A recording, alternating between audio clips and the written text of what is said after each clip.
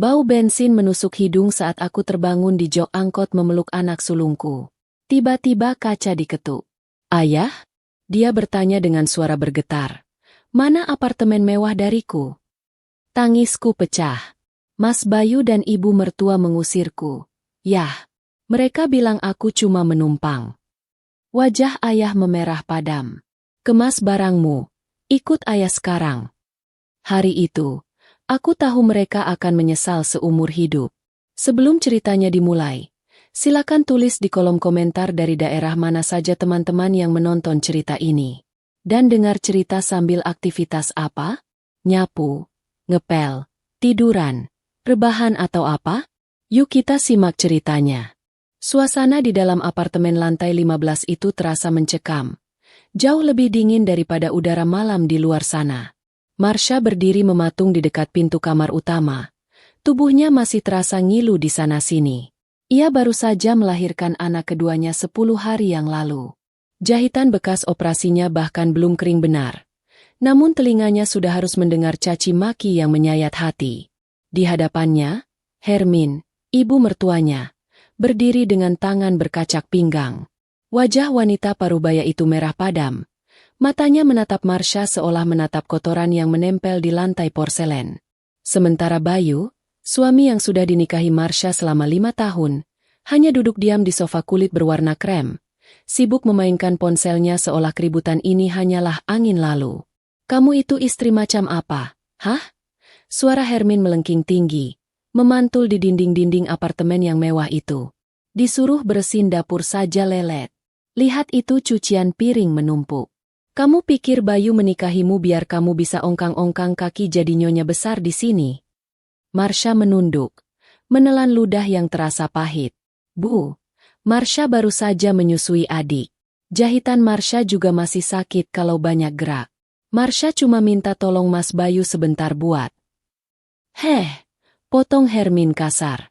Ia melangkah maju, telunjuknya hampir menyentuh dahi Marsha. "Jangan manja. Dulu zaman ibu melahirkan Bayu, besoknya ibu sudah ke sawah, sudah masak, nyuci di sungai. Kamu ini perempuan zaman sekarang, dikit-dikit sakit, dikit-dikit ngeluh. Padahal hidupmu sudah enak. Tinggal di apartemen mewah, AC dingin, air tinggal putar keran. Apa kurangnya?" Marsha menoleh ke arah Bayu, berharap suaminya itu akan membuka mulut untuk membela. "Mas, tolong bilang sama ibu. Aku benar-benar lelah hari ini. Si kakak juga lagi rewel." Bayu akhirnya meletakkan ponselnya, namun tatapannya dingin. Tidak ada setitik pun rasa kasihan di sana. "Ya memang benar kata ibu. Syah, kamu itu terlalu manja. Apartemen ini luas, tapi kotor karena kamu malas. Aku capek kerja seharian cari uang. Masa pulang ke rumah masih harus dengar kamu ngeluh?" Hati Marsha mencelos. "Cari uang? Mas, selama ini kebutuhan rumah tangga bahkan sering pakai uang tabunganku yang dikasih ayah." "Diam kamu," bentak Bayu tiba-tiba. Ia berdiri dari sofa dengan wajah garang. "Jangan berani-berani kamu ungkit soal uang di depan ibuku. Kamu mau merendahkan aku sebagai suami?" Hermin tersenyum sinis melihat anaknya marah. Ia merasa di atas angin. "Tuh, dengar, istri durhaka kamu itu. Sudah numpang, berani nginjak kepala suami. Bayu, ibu sudah bilang dari dulu, perempuan ini tidak tahu diuntung. Apartemen ini kamu yang bayar cicilannya. Kamu yang kerja keras, dia cuma bawa badan. Kalau dia tidak bisa jadi istri yang benar, buat apa dipertahankan di sini?" Marsha terbelalak. Kata-kata, menumpang, itu selalu menjadi senjata mereka. Padahal, Marsha tahu betul sejarah apartemen ini tidak sesederhana itu. Namun, setiap kali ia ingin bicara, ia selalu dipojokkan. "Kalau kamu tidak suka cara aku mengurus rumah, aku bisa pulang ke rumah orang tuaku sebentar sampai aku pulih," kata Marsha dengan suara bergetar, mencoba menahan air mata agar tidak jatuh. "Oh, bagus," seru Hermin. "Pergi sana. Tapi ingat, cucu laki-lakiku, si adik, tetap di sini. Dia pewaris marga. Dia darah daging anakku. Kamu kalau mau pergi, Pergi saja sama anak pertamamu yang cacat itu. Dunia Marsha seakan runtuh. Anak pertamanya, Rio, yang berusia 4 tahun, memang memiliki kebutuhan khusus. Rio belum bisa bicara lancar dan sering tantrum. Selama ini, Hermin dan Bayu selalu memandang Rio dengan tatapan jijik, seolah Rio adalah aib keluarga. Enggak! Marsha berteriak. Naluri keibuannya memberontak. Ia berlari ke arah kamar bayi di mana anak keduanya sedang tidur. Aku nggak akan pergi tanpa anak-anakku. Dua-duanya anakku. Namun, Hermin lebih cepat. Tubuhnya yang gempal menghalangi pintu kamar. Jangan harap. Kamu pikir kamu bisa bawa lari cucu emasku? Dia butuh susu formula yang mahal. Butuh tempat yang layak. Kamu mau bawa dia kemana? Ke jalanan. Bayu mencengkeram lengan Marsha dengan kasar, menariknya menjauh dari pintu kamar. Cengkeraman itu begitu kuat hingga Marsha meringis kesakitan. Mas, sakit. Lepasin. Jerit Marsha. Keluar kamu sekarang. Bayu menyeret istrinya ke arah pintu depan. Bawa si Rio, dan pergi dari sini. Jangan balik lagi kalau kamu belum bisa sadar diri dan minta maaf sujud di kaki ibuku. Marsha meronta. Air matanya tumpah ruah membasahi pipi. Mas, tega kamu mas. Itu anak kita. Dia butuh ASI. Dia masih merah, mas. Bisa pakai susu kaleng. Sahut Hermin enteng dari belakang. Daripada minum ASI dari ibu yang pembangkang, nanti sifatnya nular. Bayu membuka pintu apartemen lebar-lebar. Di sudut ruang tamu, Rio yang sedang bermain mobil-mobilan tanpa ketakutan melihat ibunya diseret. Anak itu mulai menangis histeris. Suara tangisannya yang khas dan melengking membuat Bayu semakin emosi. Bawa anak itu. Bayu menunjuk Rio. Bikin pusing saja suaranya. Marsha terhuyung jatuh ke lantai koridor saat Bayu mendorongnya keluar. Ia tidak sempat memakai alas kaki. Ia hanya mengenakan daster rumahan yang lusuh. Dengan terseok-seok, Marsha bangkit dan berlari memeluk Rio yang menyusulnya keluar dengan wajah bingung dan air mata berleleran. Mas, tolong, ini malam. Mas, aku nggak punya uang pegangan. Dompetku di dalam. Marsha memohon, tangannya menahan pintu yang hendak ditutup. Bayu menatapnya datar. Itu urusanmu. Siapa suruh jadi istri tidak berguna? Pakaian Rio. Pakaianku. Marsha terisak. Hermin muncul dari balik punggung Bayu. Ia melemparkan sebuah tas kresek hitam besar ke wajah Marsha. Tuh, baju-baju bekasmu sama anakmu yang gila itu. Cukup kan? Bra. Pintu apartemen mewah itu tertutup rapat di depan hidung Marsha. Suara kunci diputar dari dalam terdengar seperti vonis mati. Marsha menggedor-gedor pintu itu dengan kepalan tangannya yang lemah. Mas! Buka mas! Anakku, kembalikan bayiku, teriaknya histeris. Namun, tidak ada jawaban. Hanya kesunyian koridor apartemen yang membalasnya. Beberapa tetangga mungkin mendengar, tapi tidak ada yang berani keluar. Di apartemen elit seperti ini, kepedulian adalah barang langka. Orang-orang lebih memilih menutup telinga daripada mencampuri urusan rumah tangga orang lain. Marsha merosot ke lantai. Kakinya lemas. Rasa nyeri di perut bekas operasinya kembali menyengat.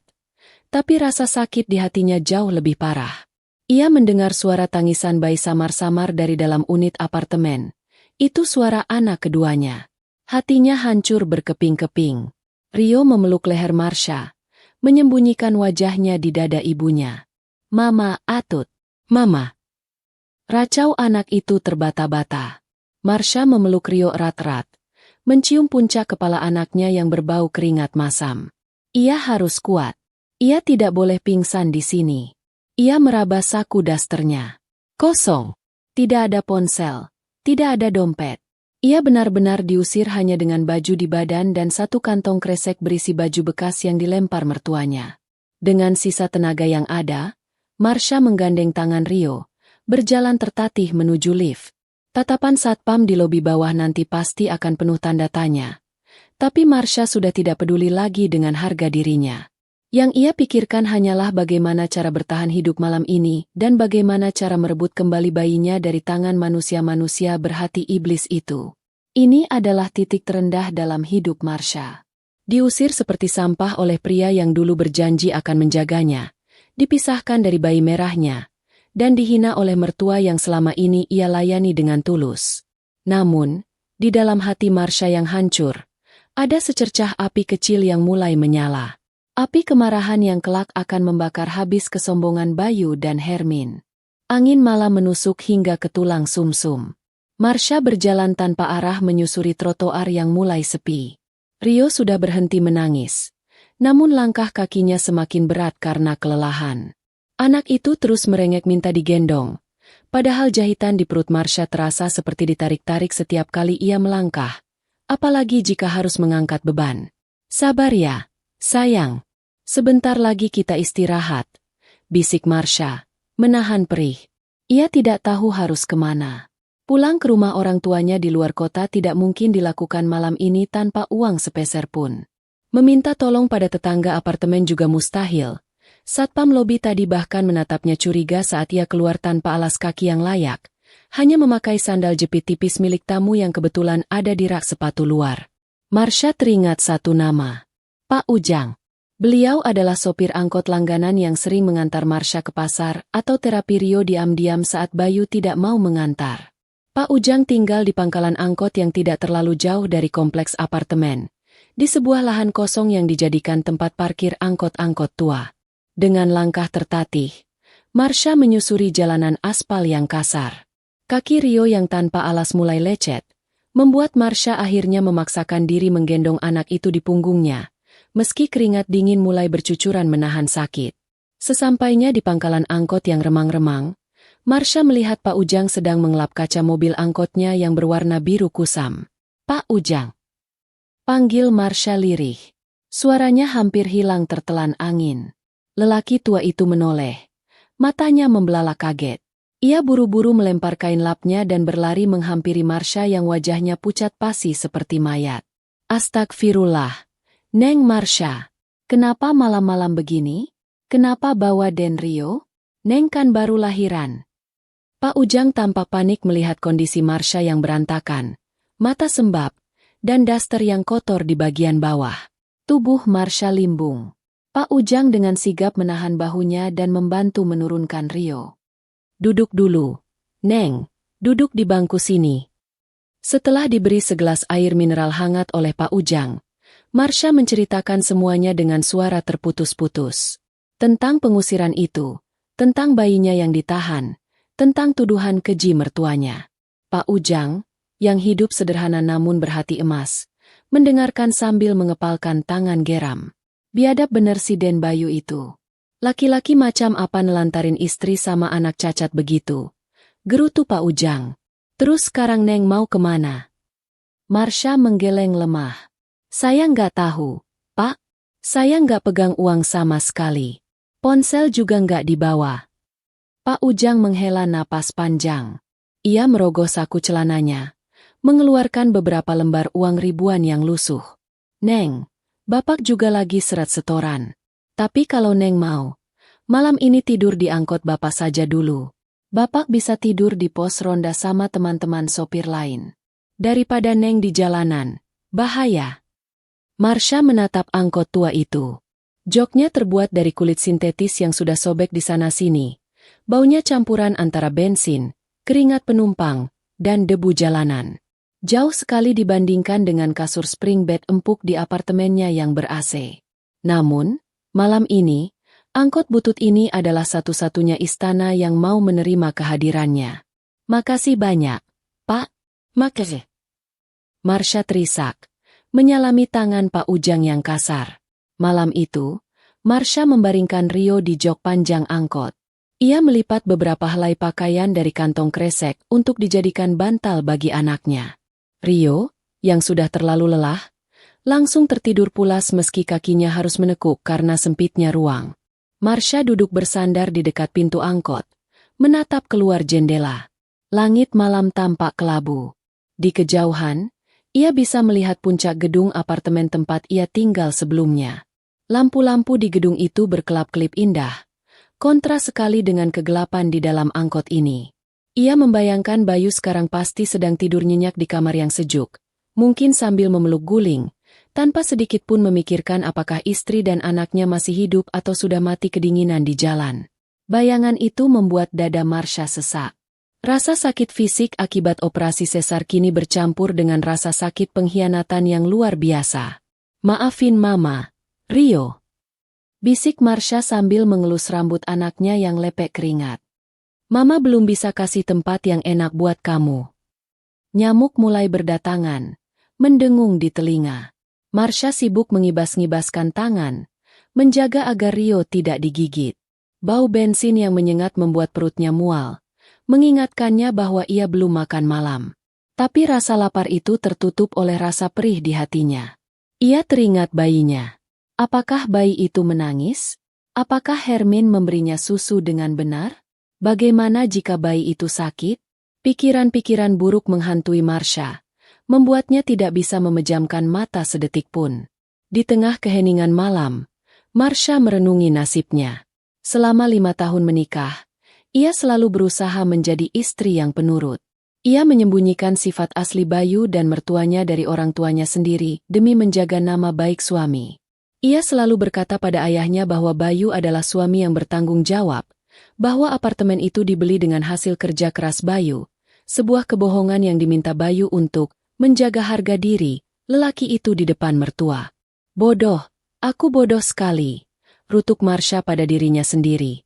Kebohongan yang ia ciptakan untuk melindungi suaminya kini justru menjadi senjata yang membunuhnya. Karena ia menutupi fakta bahwa uang muka dan sebagian besar cicilan apartemen itu sebenarnya dibayar oleh ayahnya secara diam-diam melalui transfer ke rekening Marsha, Bayu dan ibunya merasa memiliki hak penuh atas tempat itu. Marsha menatap nanar ke arah jalan raya yang sepi. Air matanya sudah kering, berganti menjadi tatapan kosong namun tajam. Rasa dingin malam ini tidak lagi membuatnya menggigil, melainkan membekukan hatinya. Cinta yang dulu ia punya untuk Bayu perlahan mati, tergantikan oleh rasa benci yang mulai mengakar. "Lihat saja, Mas," gumam Marsha lirih. Suaranya parau namun penuh penekanan. "Malam ini aku tidur di angkot, mencium bau bensin sementara kamu tidur di kasur empuk. Tapi aku bersumpah, demi anak-anakku, ini terakhir kalinya kamu bisa menginjak-injak aku. Roda akan berputar, Mas. Dan saat roda itu berputar, aku pastikan kamu akan berada di bawah, memohon ampun padaku." Marsha memeluk lututnya, meringkuk di samping Rio. Ia mencoba memejamkan mata, mengumpulkan tenaga. Besok, ia harus mencari cara untuk menghubungi keluarganya. Besok, perang yang sebenarnya baru akan dimulai. Istana angkot ini menjadi saksi bisu di mana Marsha yang lemah mulai belajar untuk mengeraskan hatinya. Fajar menyingsing dengan cara yang tidak pernah Marsha bayangkan sebelumnya. Bukan dengan sapaan lembut sinar matahari yang menembus gorden sutra di kamar apartemennya, melainkan dengan silau cahaya yang menyengat dari balik kaca mobil angkot yang berdebu. Suara deru mesin kendaraan dan klakson dari jalan raya di kejauhan menjadi alarm pagi itu, menggantikan suara alarm ponsel canggih yang kini entah berada di mana. Marsha mengerjap. Matanya terasa lengket dan bengkak akibat menangis semalaman. Tubuhnya kaku, meringkuk dalam posisi yang tidak wajar demi memberi ruang bagi Rio. Setiap inci ototnya menjerit protes, dan rasa nyeri di perut bagian bawahnya, bekas luka operasi sesar yang belum kering, terasa semakin menjadi-jadi, seolah ada jarum panas yang ditusukkan di sana. Ia mencoba bergerak perlahan, menahan desis kesakitan agar tidak membangunkan Rio yang masih tertidur pulas dengan mulut sedikit terbuka. Bau bensin dan apek jok kulit sintetis langsung menyerbu indera penciumannya begitu ia sepenuhnya sadar. Realitas menghantamnya dengan telak. Ia bukan sedang bermimpi buruk. Ia benar-benar gelandangan sekarang. Diusir, dihina, dan dibuang seperti sampah oleh suami yang dulu memujanya. "Neng Marsha, sudah bangun." Suara serak Pak Ujang terdengar dari arah kursi pengemudi. Lelaki tua itu rupanya sudah bangun lebih dulu, duduk sambil merokok dengan pintu depan terbuka. Wajahnya tampak lelah. Guratan-guratan tua di wajahnya semakin terlihat jelas di bawah cahaya pagi. "Sudah, Pak." Jawab Marsha lirih. Suaranya parau. Ia membetulkan posisi duduknya. Meringis saat jahitan di perutnya terasa tertarik. Bapak mau narik sebentar lagi. Jam sibuk anak sekolah. Tapi Neng sama Denrio nggak mungkin ikut keliling-keliling. Kasihan Denrio nanti pusing. Kita ke pom bensin depan dulu ya. Di sana ada musola sama toilet bersih. Neng bisa numpang mandi atau istirahat di musola sebentar. Nanti agak siangan bapak balik lagi. Marsha mengangguk lemah. Ia tidak punya pilihan lain. Ia adalah penumpang gelap dalam kehidupan orang lain sekarang. Angkot biru tua itu pun melaju tersendat-sendat menuju pom bensin terdekat. Sepanjang perjalanan yang hanya 5 menit itu, Marsha menatap keluar jendela dengan tatapan kosong. Ia melihat ibu-ibu yang mengantar anaknya sekolah, melihat para pekerja kantoran yang rapi dengan kemeja licin. Dulu, ia adalah bagian dari mereka. Dulu, ia adalah nyonya yang dihormati. Kini, ia merasa seperti hantu yang tidak terlihat, tersembunyi di balik kaca film angkot yang mulai mengelupas.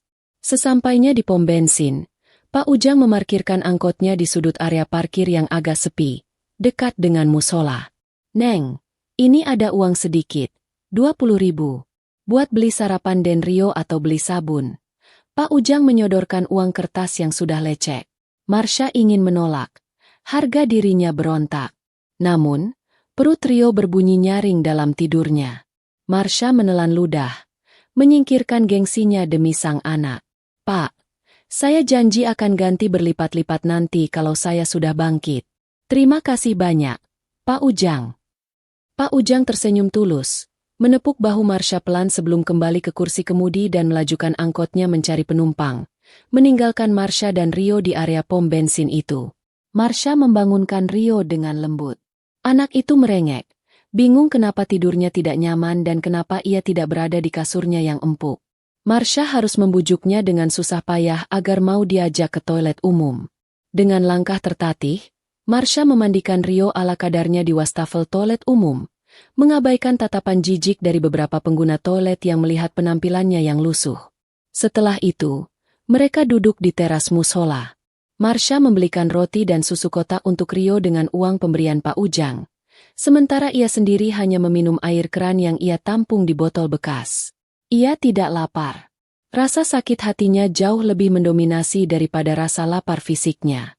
Pikirannya melayang pada bayi merahnya di apartemen sana.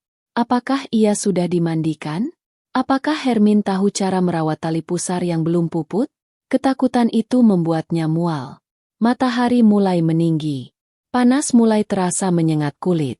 Marsha memutuskan untuk kembali masuk ke dalam angkot Pak Ujang yang kebetulan sudah kembali dan diparkir lagi di tempat semula. Pak Ujang bilang ia mau istirahat makan siang di warteg sebentar. Marsha memilih menunggu di dalam angkot demi menghindari tatapan orang-orang. Di dalam angkot yang panas itu, Marsha merasa dunianya semakin sempit. Rio mulai rewel lagi, kepanasan dan bosan. Ibu, mau pulang, mau main mobil-mobilan. Rengek Rio sambil menarik-narik daster ibunya. Sabar ya, nak. Sebentar lagi. Hibur Marsha. Padahal ia sendiri tidak tahu, sebentar, itu kapan. Air matanya kembali menetes tanpa bisa ditahan. Ia merasa begitu gagal. Ia merasa begitu hina.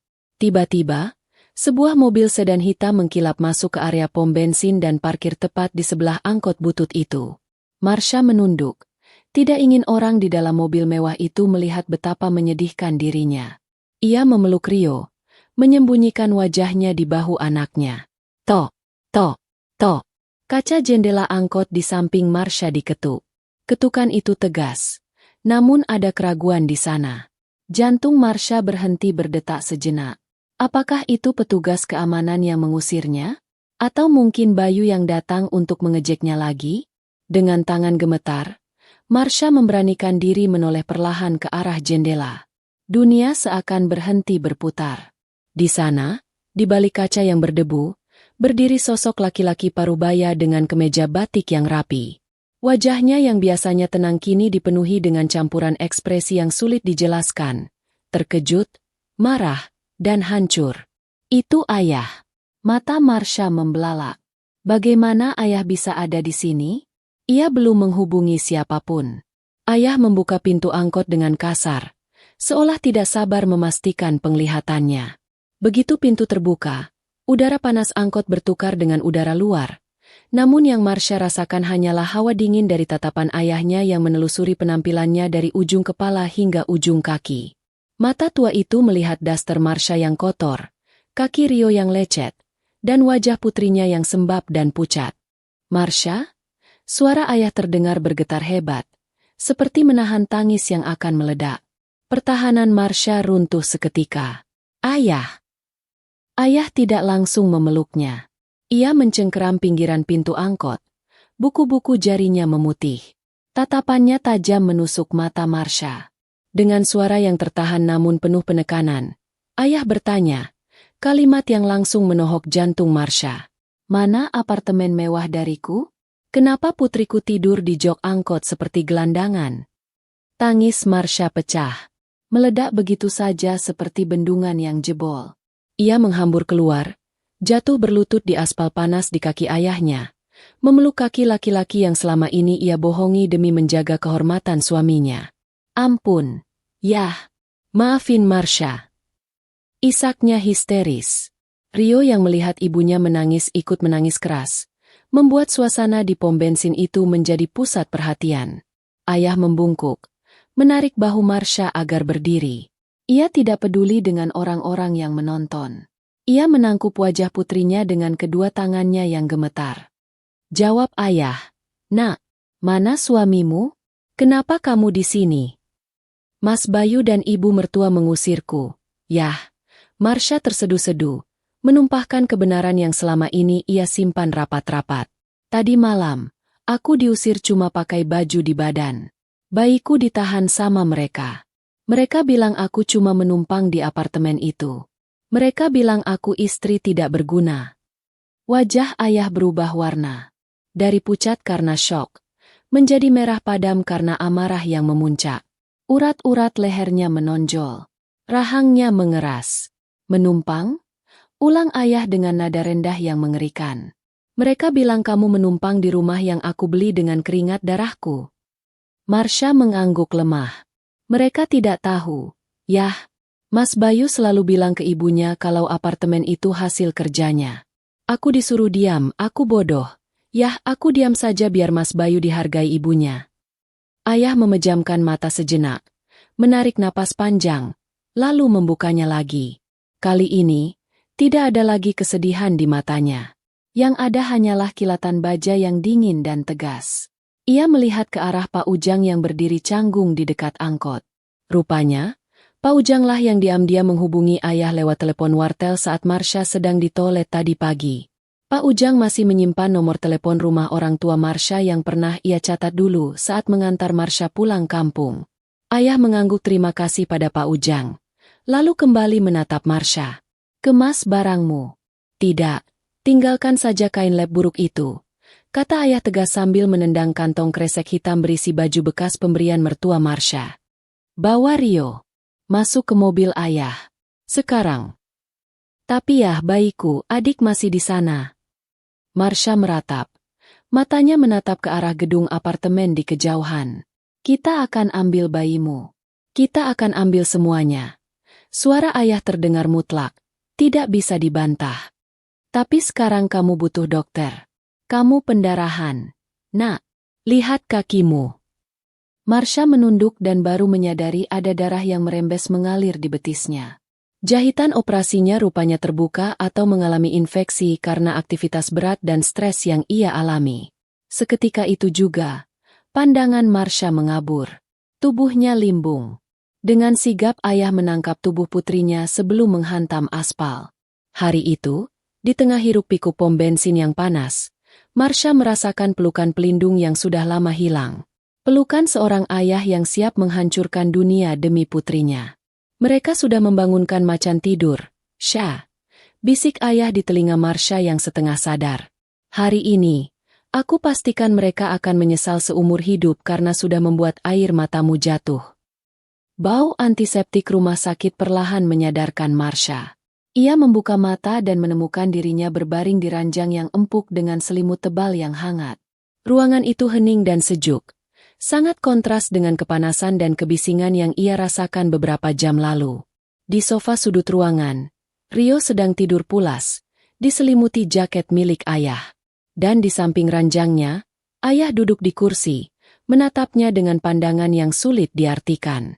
Ada kelegaan di mata tua itu saat melihat Marsha siuman, namun di balik itu, tersimpan badai amarah yang belum reda. "Sudah bangun?" tanya ayah lembut. Tangannya terulur mengusap rambut Marsha, persis seperti yang dilakukannya saat Marsha masih kecil dan jatuh dari sepeda.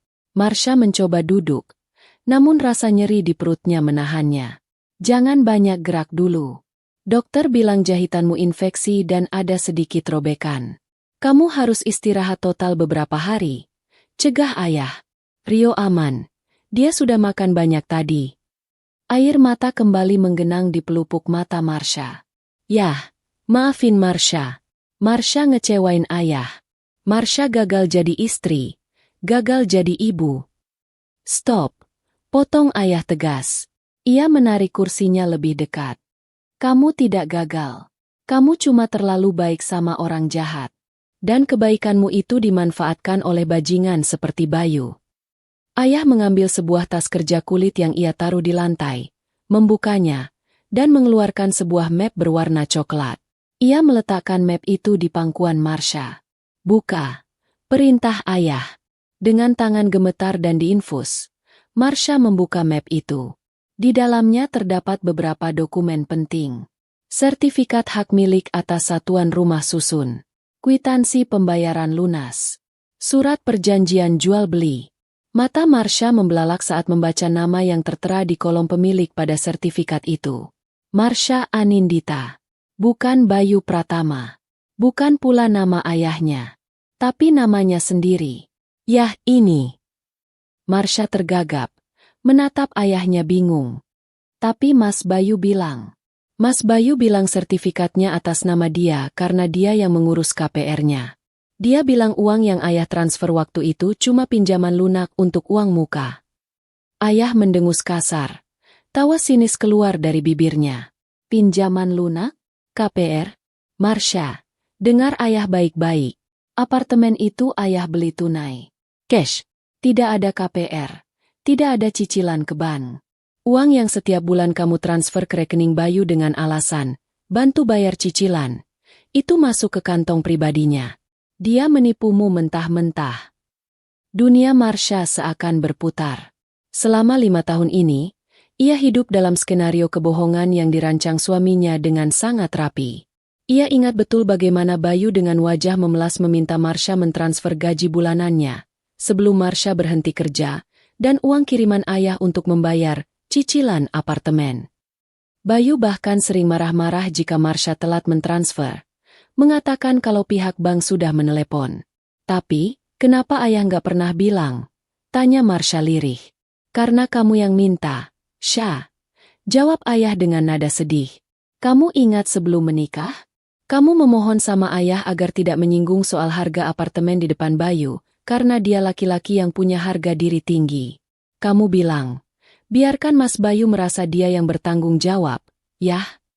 Ayah turuti maumu. Ayah transfer uangnya ke rekeningmu. Lalu kamu berikan ke dia untuk beli apartemen itu. Ayah pikir dia benar-benar membelinya atas namamu sebagai bukti cinta. Ternyata dia licik. Dia membohongimu soal proses pembeliannya. Tapi dia tidak bisa membohongi hukum. Sertifikat asli ini ayah pegang salinannya dari notaris. Dan aslinya ada di deposit box ayah. Bayu tidak pernah memegang sertifikat asli. Yang dia pegang di lemari besi di apartemen itu cuma fotokopi yang mungkin sudah dia palsukan. Kenyataan ini menghantam Marsha lebih keras daripada tamparan fisik. Jadi, selama ini ia merasa menumpang di rumahnya sendiri. Selama ini ia diinjak-injak oleh mertuanya di atas lantai yang ia beli dengan uang ayahnya. Dia bilang kamu menumpang. Ayah menggelengkan kepala tak percaya.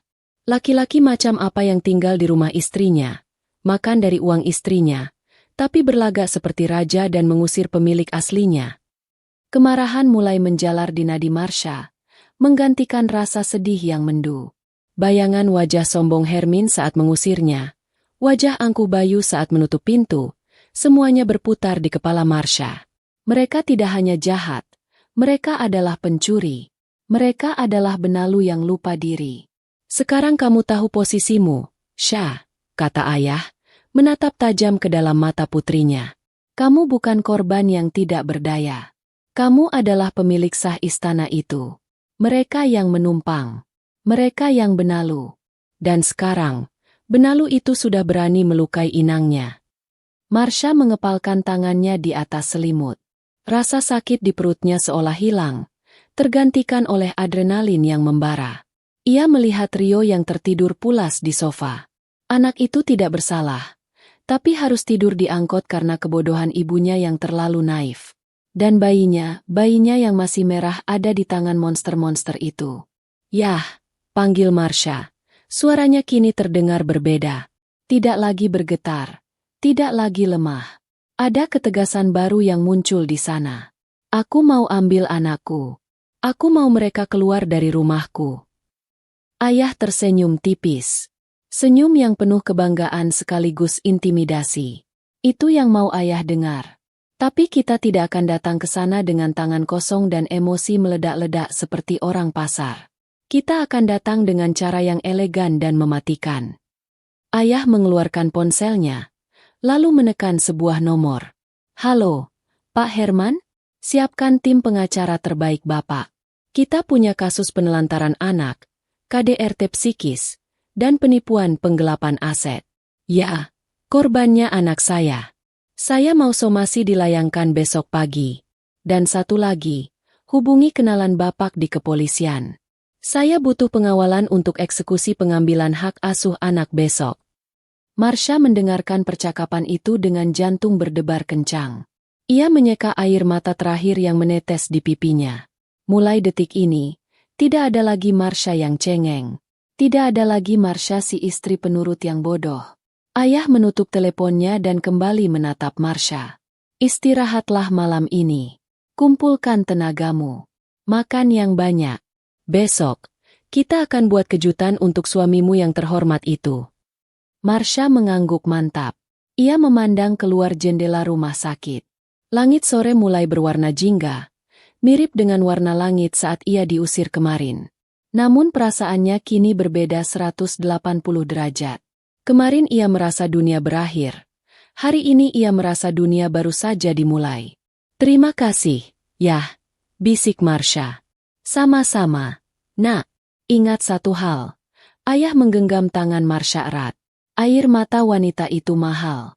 Jika ada laki-laki yang membuatnya jatuh dengan sengaja, maka dia harus membayarnya dengan harga yang sangat tinggi. Dan Bayu, dia tidak akan mampu membayar tagihannya. Di kamar rumah sakit yang hening itu, transformasi Marsha dimulai. Ia bukan lagi istri yang memohon cinta. Ia adalah seorang ibu yang siap berperang demi anak-anaknya, dan seorang wanita yang siap merebut kembali martabatnya yang telah dirampas. Ratu jalanan yang kemarin tidur di angkot, kini sedang bersiap untuk kembali ke singgasananya dan menendang para pengkhianat keluar. Sinar matahari pagi menembus celah tirai jendela rumah sakit, menyinari wajah Marsha yang kini terlihat jauh lebih segar meski masih pucat. 3 hari sudah berlalu sejak malam jahanam itu. 3 hari yang digunakan Marsha bukan untuk meratapi nasib, melainkan untuk menyusun ulang kepingan dirinya yang sempat hancur. Marsha duduk di tepi ranjang, menatap pantulan dirinya di cermin kecil yang ia pegang. Di sana, ia melihat seorang wanita dengan mata yang bengkak namun memiliki sorot yang berbeda. Tidak ada lagi ketakutan, tidak ada lagi keraguan. Luka operasi di perutnya memang masih terasa nyeri setiap kali ia bergerak. Namun rasa sakit itu kini menjadi pengingat yang membakar semangatnya. Setiap denyut nyeri adalah bahan bakar kemarahannya. Pintu kamar rawat inap terbuka. Ayah masuk bersama seorang pria parubaya berjas rapi yang membawa tas kerja tebal. Itu adalah Pak Herman, pengacara kepercayaan keluarga yang sudah dihubungi ayah sebelumnya. Selamat pagi, Bu Marsha. Bagaimana kondisinya hari ini? Sapa Pak Herman dengan sopan namun tegas. Jauh lebih baik, Pak, jawab Marsha mantap. Saya sudah siap. Ayah duduk di samping Marsha, menggenggam tangan putrinya sejenak untuk menyalurkan kekuatan. lalu mengangguk pada Pak Herman untuk memulai. Pak Herman mengeluarkan tumpukan berkas dari tasnya. Bu Marsha, kami sudah memproses hasil visum dari dokter rumah sakit ini. Hasilnya sangat kuat untuk menjerat suami Anda. Ada bukti infeksi pada luka operasi akibat aktivitas berat yang dipaksakan dan stres berlebih pasca melahirkan. Selain itu, kondisi psikis ibu dan trauma yang dialami anak pertama ibu, Rio, juga sudah dicatat oleh psikolog anak. Marsha mendengarkan dengan seksama. Dulu, ia akan gemetar ketakutan membayangkan harus berurusan dengan hukum, takut mencemarkan nama baik suaminya. Tapi sekarang, setiap kata yang keluar dari mulut pengacara itu terdengar seperti musik di telinganya. Lalu, mengenai status kepemilikan apartemen, lanjut Pak Herman, kali ini nada bicaranya lebih serius. Saya sudah mengecek ulang semua dokumen legalitas. Sertifikat hak milik sah atas nama Marsha Anindita. Bukti transfer dari rekening ayah Anda ke rekening Anda, lalu ke rekening pengembang, semuanya lengkap. Suami Anda tidak punya hak sepeser pun atas properti itu. Fakta bahwa dia mengusir pemilik sah dari rumahnya sendiri adalah tindak pidana penguasaan aset tanpa hak, ditambah penelantaran istri dan anak. Apa yang harus saya lakukan, Pak? Tanya Marsha. Tanda tangan di sini. Pak Herman menyodorkan surat kuasa dan dokumen somasi. Dengan ini, kita akan menuntut hak asuh penuh atas kedua anak ibu, menuntut ganti rugi material dan imaterial, serta memberikan peringatan keras agar mereka segera angkat kaki dari apartemen ibu. Marsha mengambil pena itu. Tangannya sempat berhenti di atas kertas. Kilasan memori masa lalu berputar di kepalanya. Janji suci pernikahan, senyum manis Bayu saat melamar, hingga wajah bengis Hermin saat melempar baju bekas ke wajahnya. Mas Bayu, gumam Marsha pelan, kamu yang meminta ini. Dengan gerakan cepat dan tegas, Marsha membubuhkan tanda tangannya. Goresan tinta itu terasa begitu membebaskan. Detik itu juga, Marsha merasa beban berat yang selama ini menghimpit dadanya terangkat. Ia bukan lagi korban. Ia adalah penggugat. Siang harinya, Marsha meminta izin dokter untuk pulang lebih awal meski disarankan istirahat sehari lagi. Ia tidak bisa menunggu lebih lama. Bayinya, si adik, masih berada di tangan orang-orang itu. Naluri keibuannya menjerit, membayangkan anaknya menangis kehausan atau tidak dirawat dengan benar. Ayah sudah siapkan baju untukmu, kata ayah sambil menyerahkan paper bag dari butik terkenal. Marsha membuka bungkusan itu. Isinya bukan daster lusuh atau kaos oblong, melainkan setelan blazer berwarna biru dongker yang elegan, celana bahan yang nyaman, dan sepatu datar yang rapi. Pakaian yang menyiratkan wibawa. Pakaian seorang pemilik, bukan penumpang. Saat Marsha berganti pakaian di kamar mandi, ia menatap dirinya di cermin besar. Blazer itu membalut tubuhnya dengan sempurna, menutupi kerapuhan fisiknya. Ia memoles sedikit lipstik merah marun di bibirnya yang pucat. Warna keberanian. Dulu aku menangis karena takut kehilanganmu, Mas. Bisik Marsha pada bayangannya sendiri di cermin. Sekarang, aku sudah tidak punya air mata lagi untukmu. Air mataku sudah mengering, mengeras menjadi baja. Kamu akan berhadapan dengan wanita yang berbeda hari ini. Keluar dari kamar mandi, Marsha melihat Rio sedang bermain robot-robotan dengan ayah. Anak itu tampak gembira, tidak lagi ketakutan seperti saat diangkut. Marsha menghampiri Rio, berlutut perlahan menyamakan tingginya. Rio, Mama mau jemput adik. Rio sama kakek dan Pak sopir di mobil ya nanti. Jemput adik bayi? Tanya Rio polos. Iya, kita bawa pulang adik. Kita tinggal sama kakek dulu sementara. Marsha kemudian mengambil ponsel barunya, yang juga dibelikan ayah untuk menggantikan ponsel yang ditahan Bayu. Ia mencari satu nomor kontak yang ia hafal di luar kepala. Nomor Pak Asep, kepala keamanan apartemen. Pak Asep adalah orang baik yang sering membantu membawakan belanjaan Marsha saat Bayu terlalu malas turun ke lobi. Telepon tersambung. Halo, Pak Asep. Ini Marsha. Sapanya tenang.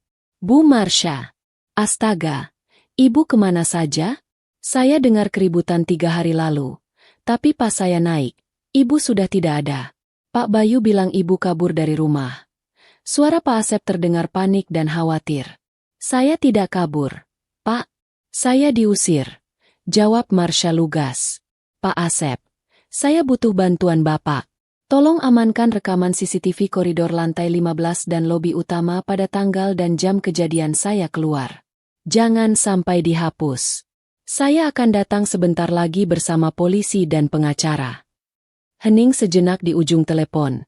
Lalu terdengar suara tegas Pak Asep. Siap, Bu.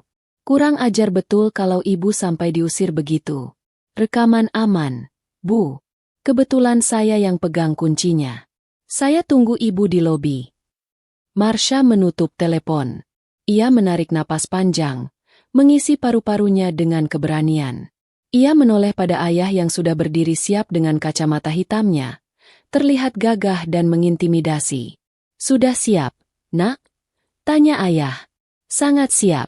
Yah, ayo kita pulang. Jawab Marsha.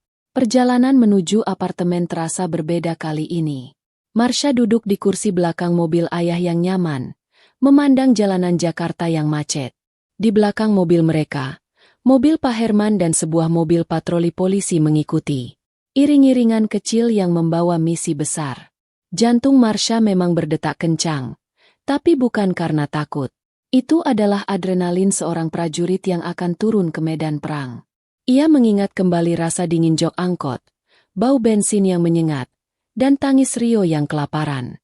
Memori itu ia jaga agar tetap panas di dalam dada, menjadi tameng yang melindunginya dari manipulasi Bayu nanti. Ia membayangkan wajah Bayu dan Hermin. Apakah mereka sedang tertawa bahagia karena berhasil menyingkirkan Benalu? Ataukah mereka sedang kewalahan mengurus bayi merah tanpa ibunya? Apapun itu, senyum mereka tidak akan bertahan lama. Marsha mengepalkan tangannya. Kukunya menancap di telapak tangan, memberikan rasa sakit yang membuatnya tetap fokus. Tunggu Mama, Dik. Mama datang. Batinnya. Hari ini, Marsha belajar satu hal penting. Kelembutan seorang wanita bukanlah kelemahan. Justru ketika kelembutan itu dilukai dan dikhianati, ia akan bermetamorfosis menjadi kekuatan yang paling mengerikan. Air mata yang dulu ia anggap sebagai tanda ketidakberdayaan, kini telah menempa mentalnya menjadi sekeras baja. Tidak akan ada lagi Marsha yang menunduk. Hari ini, ia akan mendongak, menatap mata para pengkhianat itu, dan menghancurkan kesombongan mereka sampai ke akar-akarnya. Mobil sedan mewah milik ayah berhenti tepat di depan lobi apartemen yang megah. Di belakangnya, mobil polisi menyalakan lampu rotator biru tanpa sirene, cukup untuk membuat beberapa penghuni dan staf lobi menoleh kaget. Suasana sore yang biasanya tenang di apartemen elit itu mendadak berubah tegang. Marsha turun dari mobil. Langkah kakinya mantap. Bunyi sepatu datarnya mengetuk lantai marmer lobi dengan irama yang percaya diri. Ia tidak lagi mengenakan daster lusuh tanpa alas kaki seperti saat ia pergi. Kini, ia berdiri tegak dengan blazer biru dongker, rambut diikat rapi, dan wajah yang memancarkan aura dingin yang menusuk. Pak Asep, kepala keamanan, segera berlari menghampiri. Wajahnya tampak lega melihat Marsha, namun juga sedikit gentar melihat rombongan yang dibawa Marsha, ayahnya yang berwibawa, pengacara dengan tas tebal, dan dua orang petugas kepolisian berseragam lengkap. Bu Marsha, syukurlah ibu baik-baik saja. Sapa Pak Asep. Ia melirik sekilas ke arah polisi. Ini. Pak Asep, terima kasih sudah menjaga bukti yang saya minta. Potong Marsha ramah namun to the point. Pak Asep mengangguk cepat, merogoh saku seragamnya dan menyerahkan sebuah flash disk. Ini salinan rekaman CCTV malam itu, Bu. Jelas sekali terlihat Bapak menyeret ibu dan ibu mertua melempar barang. Saya sudah simpan aslinya di server aman. Terima kasih, Pak. Bapak saksi kunci saya, kata Marsha sambil menggenggam flash disk itu erat-erat. Benda kecil itu adalah salah satu peluru yang akan ia tembakkan hari ini. Mari, kita naik, ajak ayah. Suaranya berat dan berwibawa. Rombongan itu bergerak menuju lift. Orang-orang di lobi menyingkir, berbisik-bisik melihat pemandangan yang tidak biasa itu.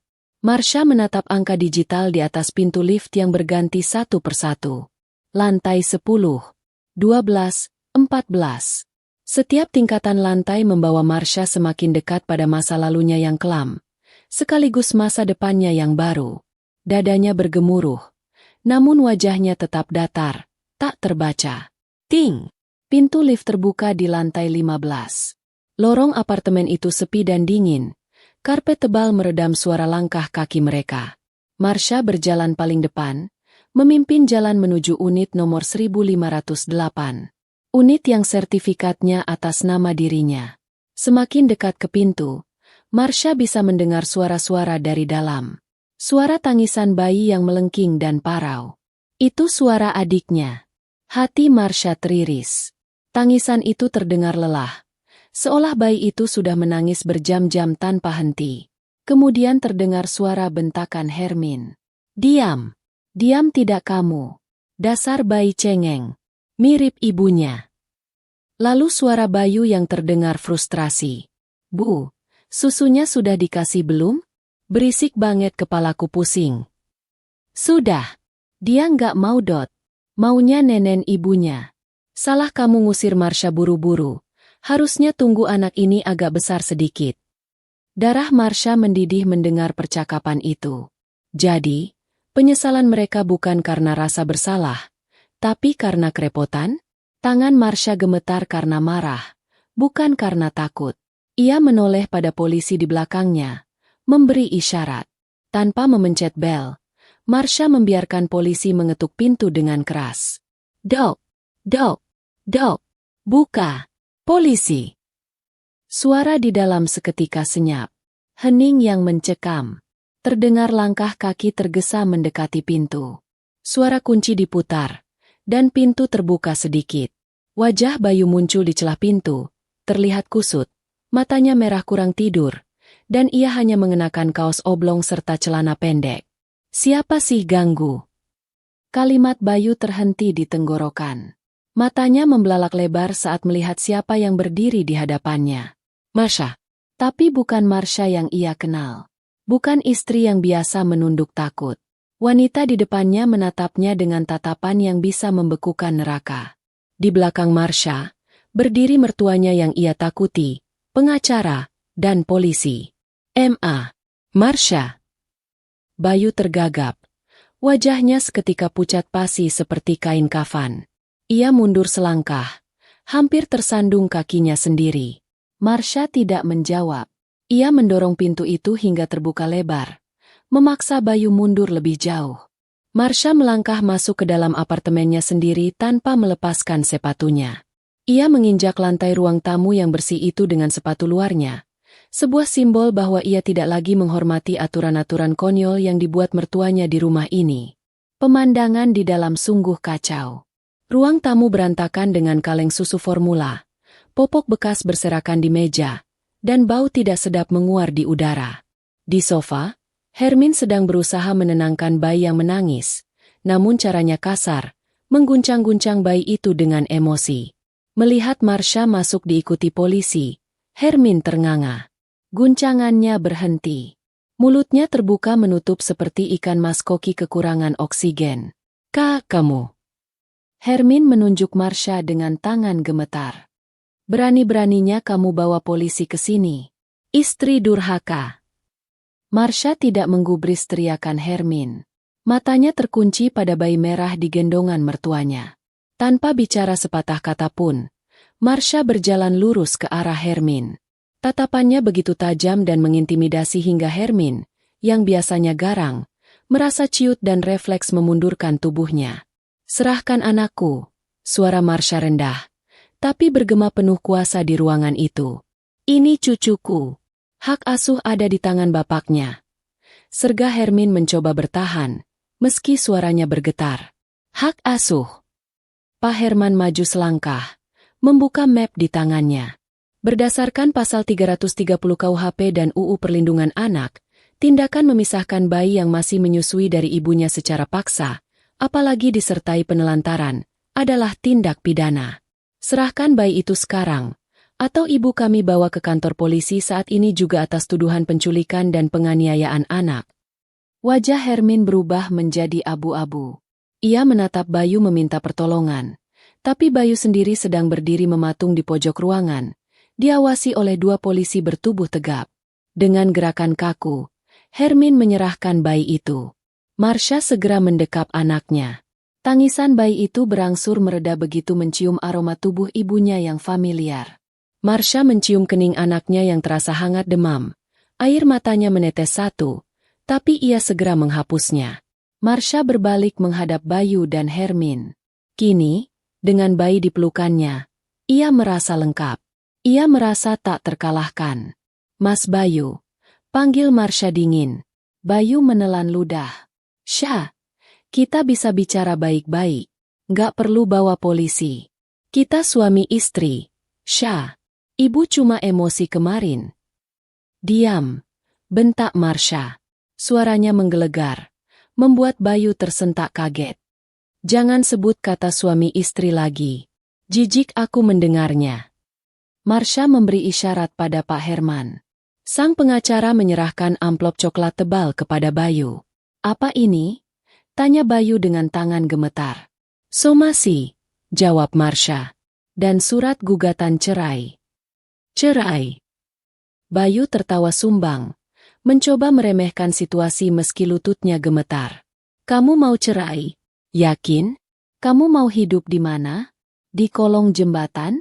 Ingat Syah, apartemen ini punyaku. Kalau kita cerai, kamu nggak dapat apa-apa. Marsha tersenyum miring. Senyuman yang membuat bulu kuduk Bayu meremang. Ayah Marsha yang sedari tadi diam di dekat pintu, kini tertawa kecil. Tawa yang merendahkan. Punyamu? Tanya ayah sinis. Coba kamu ambil sertifikat yang kamu simpan di brankas itu. Kita lihat siapa nama pemiliknya. Bayu mengerutkan kening. Bingung. Maksud ayah apa? Jelas-jelas itu. Cek saja. Tantang Marsha. Keraguan mulai merayapi hati Bayu. Ia berlari kecil ke kamar, membuka lemari besi, dan mengambil map sertifikat yang selama ini ia banggakan. Ia kembali ke ruang tamu dan membukanya dengan kasar di depan semua orang.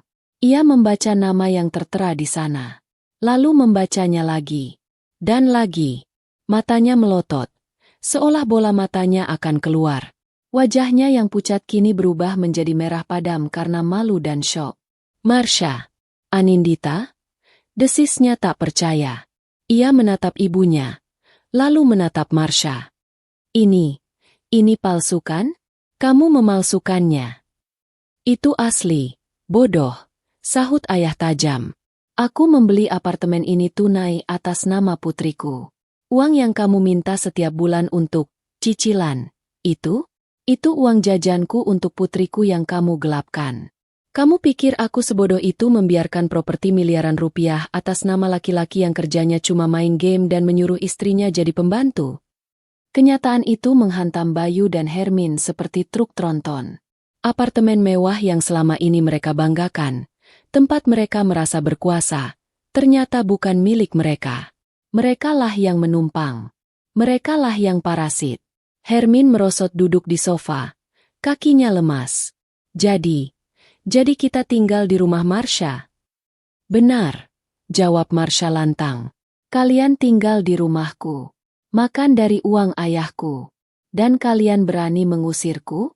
Mengatakan aku menumpang. Marsha melangkah mendekat.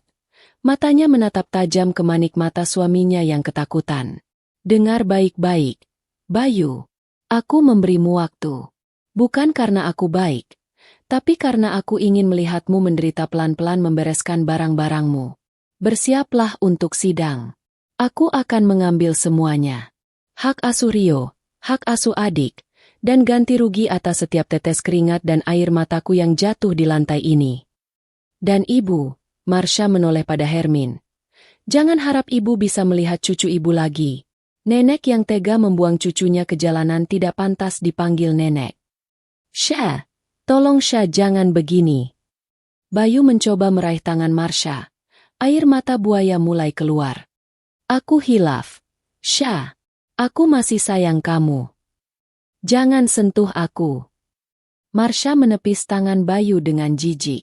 Simpan drama itu untuk di pengadilan. Marsha berbalik. memberi kode pada rombongannya untuk keluar.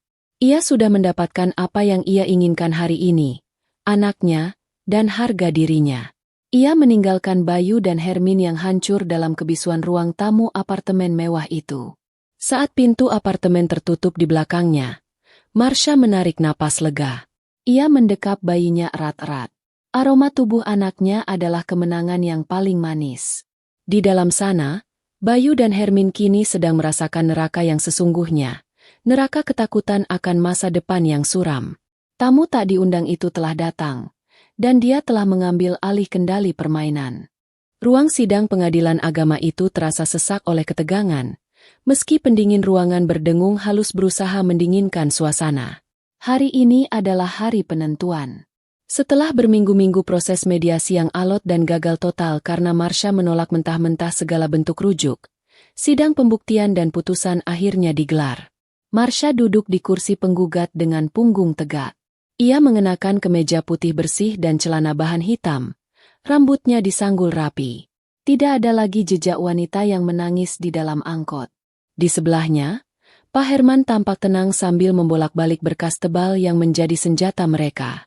Di barisan belakang, ayah duduk mengawasi seperti elang yang siap menyambar, memberikan rasa aman yang luar biasa bagi Marsha. Di sisi lain ruangan, duduk Bayu dan kuasa hukumnya yang terlihat kurang percaya diri. Penampilan Bayu sangat kontras dengan Marsha. Wajahnya kusam, matanya cekung dengan lingkaran hitam yang tebal, dan kemeja batiknya terlihat kusut di bagian punggung. Sejak diusir secara paksa dari apartemen seminggu setelah somasi dilayangkan, sebuah adegan memalukan yang disaksikan banyak tetangga, hidup Bayu terjun bebas. Tanpa fasilitas mewah Marsha, ia kembali menjadi lelaki biasa yang tidak punya apa-apa. Di bangku pengunjung, Hermin duduk dengan gelisah. Wajahnya masam. Ia menatap Marsha dengan kebencian yang menyala-nyala. Namun kali ini, ia tidak berani berteriak. Teguran keras dari petugas keamanan pengadilan di lobi tadi sudah cukup membungkam mulutnya yang biasanya pedas. Sidang dinyatakan dibuka. Suara hakim ketua memecah keheningan, diikuti ketukan palu yang bergaung tegas. Agenda hari ini adalah pembuktian. Pengacara Bayu, seorang lelaki muda yang tampak gugup berhadapan dengan pengacara senior sekelas Pak Herman, mencoba mengajukan argumen klise. Yang mulia, kata pengacara Bayu. Tergugat, saudara Bayu, keberatan jika hak asuh anak jatuh sepenuhnya ke tangan penggugat. Sebagai ayah kandung, ia memiliki hak. Selain itu, mengenai apartemen, tergugat merasa memiliki andil dalam perawatannya selama 5 tahun, sehingga menuntut pembagian harta gonogini atas kenaikan nilai aset tersebut. Marsha mendengus pelan. Andil perawatan? Yang Bayu lakukan hanya duduk main game dan mengotori lantai. Pak Herman berdiri dengan tenang. Izin menanggapi. Yang mulia, kami menolak seluruh dalil tergugat. Mengenai hak asuh anak, kami memiliki bukti tak terbantahkan bahwa tergugat dan keluarganya melakukan penelantaran terhadap anak berkebutuhan khusus dan bayi yang baru lahir. Pak Herman memberi isyarat pada asistennya untuk menayangkan bukti di layar proyektor. Video CCTV dari apartemen diputar. Ruang sidang hening mencekam. Semua mata tertuju pada layar yang menampilkan adegan memilukan. Marsha diseret keluar, Rio yang menangis histeris, dan Hermin yang melempar kantong plastik sampah ke wajah Marsha. Terdengar gumaman kaget dari para hadirin sidang. Wajah hakim ketua mengeras. Ia menatap Bayu dan Hermin dengan pandangan tidak suka. Ini bukan sekadar pertengkaran rumah tangga, Yang mulia, lanjut Pak Herman. Ini adalah pengusiran keji terhadap Ibu Nifas dan anak disabilitas pada malam hari. Apakah pantas hak asuh diberikan kepada pihak yang membuang darah dagingnya sendiri ke jalanan? Bayu menunduk dalam-dalam. Ia tidak berani melihat ke layar. Rasa malu mulai merayapi tengkuknya. Selanjutnya, mengenai tuntutan harta gonogini, suara Pak Herman meninggi sedikit, penuh percaya diri. Saudara tergugat mengklaim memiliki andil finansial. Mari kita lihat fakta perbankan. Layar proyektor berganti menampilkan tabel aliran dana yang rumit namun jelas. Rekening koran Marsha dan Bayu terpampang nyata.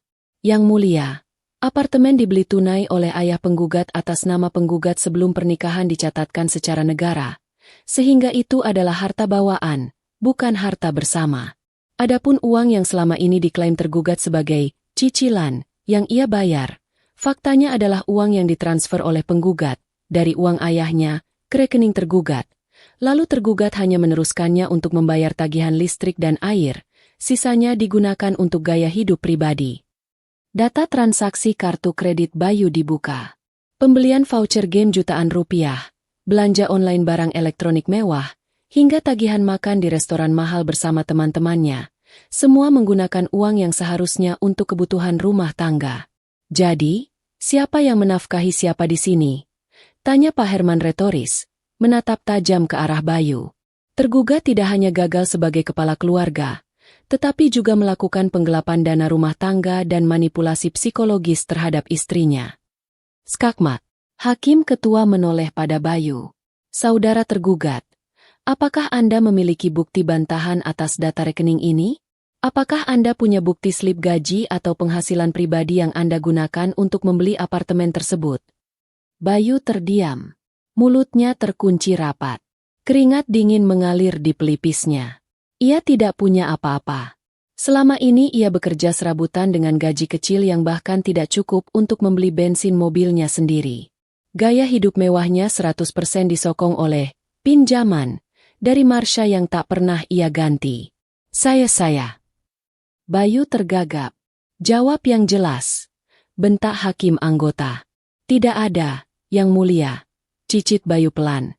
Sangat pelan hingga nyaris tak terdengar. Di bangku belakang, Hermin menutup wajahnya dengan tangan. Ia merasa dipermalukan seumur hidup. Anak kebanggaannya, yang selalu ia puji-puji di depan tetangga kampung sebagai pengusaha sukses di Jakarta, kini telanjang bulat aibnya di depan hukum.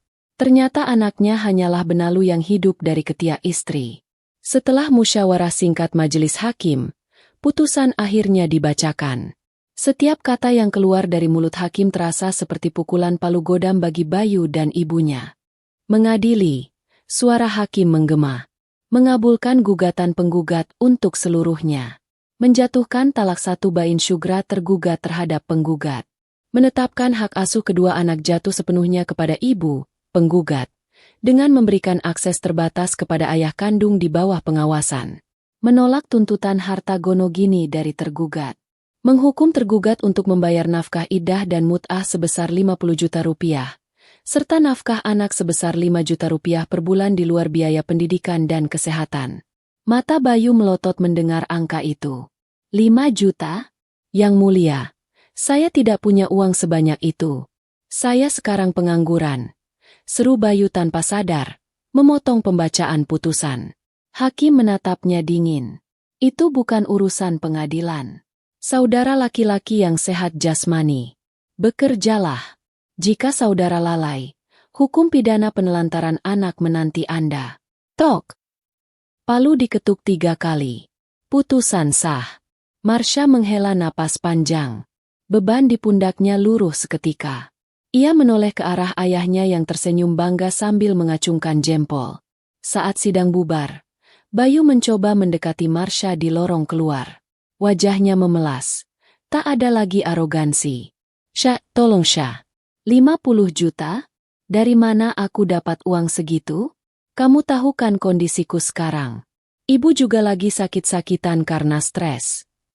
Bayu mencoba meraih simpati. Marsha berhenti berjalan. Ia berbalik, menatap mantan suaminya itu dengan tatapan datar. Tidak ada rasa benci yang meledak-ledak lagi. Hanya rasa kasihan melihat betapa menyedihkannya laki-laki ini. Ingat saat aku memohon padamu malam itu, Mas? Saat aku minta uang pegangan? Saat aku minta baju untuk Rio? Apa jawabanmu? Tanya Marsha tenang. Bayu terdiam. Wajahnya pucat. Kamu bilang, itu urusanmu. Nah, sekarang, uang nafkah itu adalah urusanmu. Mas, cari uang. Jadi laki-laki. Berhenti berlindung di balik ketiak ibumu atau belas kasihan mantan istrimu. Marsha melirik Hermin yang berdiri di belakang Bayu dengan wajah menunduk malu.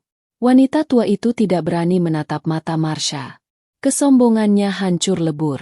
Dan Bu, kata Marsha pada mantan mertuanya. Semoga ibu belajar satu hal. Menantu itu bukan sapi perah. Menantu itu anak orang lain yang dititipkan untuk dijaga, bukan untuk diinjak. Sekarang, silakan nikmati hasil didikan ibu terhadap anak ibu sendiri. Tanpa menunggu jawaban, Marsha membalikan badan dan berjalan pergi. Langkah kakinya ringan. Di luar gedung pengadilan, matahari bersinar terik. Namun bagi Marsha, rasanya sejuk. Ia sudah bebas. Ia bukan lagi istri yang terkurung. Ia adalah pemenang yang memegang kendali penuh atas hidupnya sendiri. Kunci kartu elektronik itu berbunyi bip pelan saat ditempelkan ke sensor pintu. Lampu indikator berubah menjadi hijau. Marsha memutar gagang pintu dan mendorongnya terbuka. Udara pengap menyambutnya. Apartemen unit 1508 itu sudah kosong selama 2 minggu sejak Bayu dan ibunya dipaksa angkat kaki oleh putusan sela pengadilan sebelumnya. Marsha melangkah masuk, diikuti oleh 2 orang petugas jasa kebersihan profesional yang ia sewa hari ini. Kondisi apartemen itu cukup mengenaskan. Bukan karena rusak parah, tapi karena aura kotor dan berantakan yang ditinggalkan penghuni sebelumnya. Ada sampah bungkus rokok di balkon, noda kopi di karpet ruang tamu, dan bau apek yang menyengat dari kamar tidur utama. Marsha berdiri di tengah ruang tamu. Ingatannya sempat melayang ke malam pengusiran itu. Di titik ini ia diseret. Di titik sana Rio menangis ketakutan. Namun, Marsha segera menggelengkan kepala. Ia tidak datang ke sini untuk bernostalgia dengan rasa sakit. Ia datang untuk membersihkan segalanya. Pak, Bu, tolong bersihkan semuanya sampai kinclong. Perintah Marsha pada petugas kebersihan. Buang semua barang yang bukan milik saya. Baju-baju laki-laki di lemari. Buang. Kasur lama di kamar utama. Ganti spraynya. Semprot disinfektan. Saya mau semua jejak mereka hilang. Siap, Bu. Selama beberapa jam berikutnya, apartemen itu sibuk dengan suara vakum cleaner, gesekan sapu, dan aroma cairan pembersih lantai yang segar. Marsha sendiri sibuk di kamar anak-anak. Ia menata ulang kamar Rio dan adiknya. Ia memasang spray baru bermotif kartun kesukaan Rio, meletakkan mainan edukasi di rak dengan rapi, dan membuka jendela lebar-lebar agar udara segar masuk menggantikan udara beracun masa lalu. Saat membersihkan laci di kamar utama, Marsha menemukan sebuah foto pernikahan mereka yang tergeletak di pojok laci. Kacanya retak. Di foto itu, Bayu tersenyum lebar, terlihat begitu tampan dan menjanjikan. Marsha menatap foto itu sejenak. Ada rasa perih. Tentu saja. 5 tahun bukan waktu yang sebentar untuk dilupakan. Namun, rasa perih itu bukan karena ia masih mencintai Bayu, melainkan karena ia berduka untuk dirinya sendiri yang dulu. Marsha yang naif, yang percaya bahwa cinta saja cukup untuk mengubah seseorang. Dengan gerakan mantap, Marsha membuang bingkai foto itu ke dalam kantong sampah besar berwarna hitam, bergabung dengan tumpukan baju-baju bekas Bayu yang tidak dibawa pergi. Selamat tinggal, Mas Bayu, bisiknya. Terima kasih atas pelajarannya. Pelajaran yang mahal, tapi membuatku sadar betapa berharganya diriku. Sore harinya, pekerjaan selesai. Apartemen itu kini terlihat seperti baru. Lantai marmernya berkilau, dindingnya bersih, dan aromanya wangi lavender. Tidak ada lagi bau rokok, tidak ada lagi jejak-jejak kemalasan Bayu atau omelan Hermin yang menempel di dinding. Marsha menjemput Rio dan adiknya, yang ia beri nama Aruna, artinya Fajar, dari rumah ayah. Saat Rio masuk ke apartemen, anak itu sempat ragu di ambang pintu. Trauma itu masih ada. Masuk. Sayang. Gak ada orang jahat lagi, kata Marsha lembut, berlutut memeluk anak sulungnya. Ini rumah kita. Cuma ada Mama, Rio, sama adik Aruna. Nenek jahat sama papa jahat gak akan kesini lagi. Rio menatap sekeliling dengan mata bulatnya. Ia melihat mainannya tertata rapi. Ia melihat kamarnya yang cerah. Perlahan, senyum merekah di bibirnya. Ia berlari masuk, mengambil mobil-mobilannya, dan tertawa lepas. Suara tawa Rio adalah suara terindah yang mengisi kekosongan apartemen itu.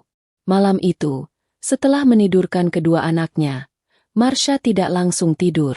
Ia menyeduh secangkir teh hangat dan melangkah keluar menuju balkon lantai 15. Pemandangan kota Jakarta di malam hari terhampar di bawahnya. Lampu-lampu gedung pencakar langit berkelap-kelip seperti jutaan berlian yang ditabur di atas karpet hitam. Angin malam menerpa wajahnya, menerbangkan ujung rambutnya. Marsha memegang pagar balkon, menatap ke bawah. Jauh di bawah sana, jalanan tampak seperti sungai cahaya yang mengalir. Ia teringat malam ketika ia tidur di angkot Pak Ujang. Saat itu, ia melihat ke atas, ke jendela apartemen ini, membayangkan betapa hangatnya di dalam. Sekarang, ia berdiri di sini, melihat ke bawah. Hidup sungguh roda yang berputar. Ponselnya bergetar. Sebuah pesan masuk dari nomor tidak dikenal. Marsha membukanya. Itu foto profil Bayu, tapi nomor baru. Syah, aku tidur di kontrakan petak sekarang sama ibu. Panas, banyak nyamuk. Rio, apa kabar? Aku kangen.